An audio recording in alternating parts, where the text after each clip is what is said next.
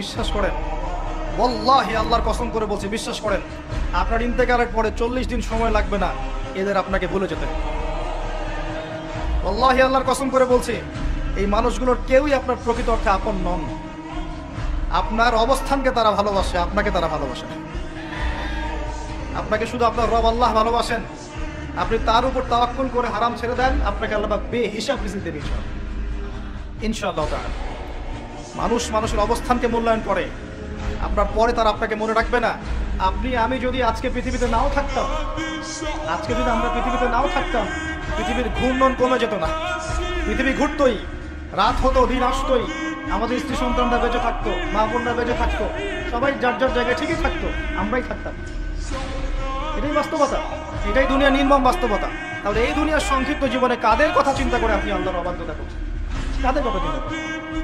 স্ত্রী সন্তান পরিবার পরিজন ছেড়ে দেন, আল্লাহর ওয়াস্তে হারাম ছেড়ে দেন, হালালে চলে আসে।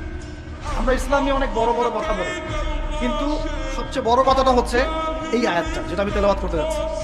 ইয়া আইয়ুহাল্লাযীনা আমানু, হে মুমিনগণ, আলাইকুম আনফুসাকুম, তোমরা নিজের আগে নিজেদের নফসটাকে ঠিক করো, নিজেরা ভালো হও, পরের দিকে আঙ্গুল পরে উঠাও, নিজেরা ঠিক হও।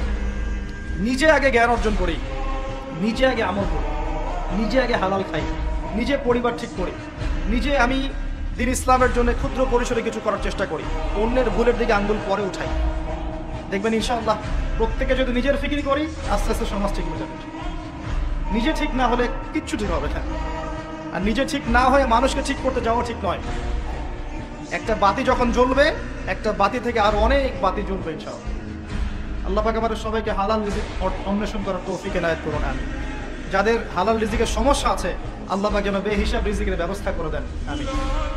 আপনার আমার সম্পদ সুদের মধ্য দিয়ে লুটে নেওয়া হয়েছে, সম্পদ পেপার মানির মধ্য দিয়েও সাক করা হয়েছে। পৃথিবীর একটা অংশ দিন দিন ধনী হয়েছে, আর একটা অংশ ডে বাই ডে প্রপার্টি ডিস্ট্রিবিউশনের মধ্যে চলে গেছে। এগুলো বুঝতে আরো সময় লাগবে, আরো দিন যেতে দেন, 5 বছর 10 বছর যাক, আপনারা নিজেরাই বুঝতে পারবেন ইনশাআল্লাহ। বিষয়টা হচ্ছে যে এগুলো ভবিষ্যৎবাণী নয়, এগুলো বর্তমান। যখন মানুষ বাহ্যিক এবং অভ্যন্তরীণ জ্ঞান রাখবে না, তার কাছে বর্তমানের ঘটনাকে ভবিষ্যৎ মনে হবে। বর্তমান সম্পর্কে মানুষ যখন ওয়াকেফাল থাকবে না, গাফেল থাকবে, যে বিশ্বে কি হচ্ছে, কি চলছে, জিওপলিটিক্সে কি চলছে, মিলিটারি সেকশনে কি চলছে, ইকোনমিক্সে কি চলছে, এই ফিতনাগুলোর মধ্যে, তখন মানুষের কাছে মনে হবে এগুলো হয়তো ভবিষ্যৎবাণী। আসলে এগুলো ভবিষ্যৎবাণী নয়, এগুলো সবই বর্তমান। বর্তমান সম্পর্কে আপনি অজ্ঞ বলেই বা আপনি জ্ঞান অর্জন করার ফিকির নেই বলেই আপনার কাছে এগুলোকে ভবিষ্যৎবাণী মনে হচ্ছে। আপনি দুই চোখ খোলেন, খিদিরের মতো হন আলাইহিস সালাম, আপনি দেখবেন সবকিছু আপনার কাছে স্পষ্ট হয়ে যাবে। আমরা এমন একটা সময় বাস করছি যেখানে আখিরুজ জামানের ম্যাক্সিমাম সাইনগুলো দেখা যাচ্ছে, ম্যাক্সিমাম। ডে বাই ডে আপনি ধর্ষণের বৃদ্ধি দেখতে পারবেন, ডে বাই ডে আপনি জিনা বাড়বে দেখবেন, মাদকদ্রব্য মানুষ বেশি বেশি খাবে। একটা মানুষ খুঁজে পাবেন না যে ব্যক্তি সুদ থেকে 100% মুক্ত থাকতে পারবে, একটা মানুষ পাবেন। বাহ্যিক বিষয় বাদ দেন, ইন্টারনালে আসেন। মনে করেন আমি একটা বাসায় ভাড়া থাকি, বাসার মালিক লোন নিয়ে বাড়ি করেছে, আমার মতো আরো 10টা ভাড়াটিয়া আছে, সবার টাকা নিয়ে এসে লোন শোধ করছে, পরোক্ষভাবে আমিও সুদ খাচ্ছি, আমিও সুদের সাথে সম্পৃক্ত আছি।